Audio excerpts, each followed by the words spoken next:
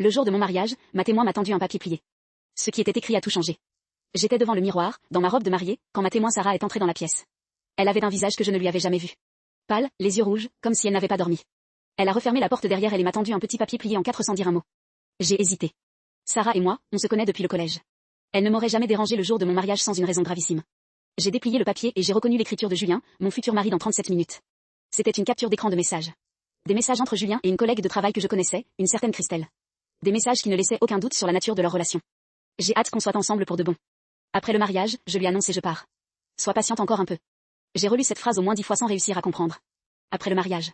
Il allait se marier avec moi aujourd'hui même et il prévoyait déjà de me quitter. Tout ça c'était une mascarade. Sarah m'a expliqué qu'elle avait reçu ces captures d'écran d'une amie commune qui les tenait d'un autre collègue. Elle n'avait pas osé m'en parler avant par peur que je ne la croie pas, mais le matin même, une autre source avait confirmé l'information. Elle ne pouvait plus se taire. Je suis restée assise sur cette chaise, dans cette robe qui m'avait coûté 2000 €, à regarder le plafond pendant de longues minutes. 112 invités m'attendaient dehors, un traiteur payé d'avance, une salle décorée, un orchestre qui répétait dans le jardin. Et puis j'ai pris ma décision. Je ne suis pas allée à la mairie. J'ai enlevé ma robe, j'ai enfilé un jean et un t-shirt, et je suis sortie par la porte de derrière sans prévenir personne. J'ai pris ma voiture et j'ai roulé. J'ai roulé jusqu'à la mer, à 3 heures de là, sans répondre au téléphone qui n'arrêtait pas de sonner. À minuit, j'ai regardé les vagues sous les étoiles et j'ai pleuré. Pas de tristesse, non. De soulagement. J'avais failli épouser un homme qui ne m'aimait pas. Et j'avais été sauvée par une petite feuille de papier pliée en 4. Aujourd'hui, je vis à 500 km de tout ça. Julien est toujours avec Christelle apparemment.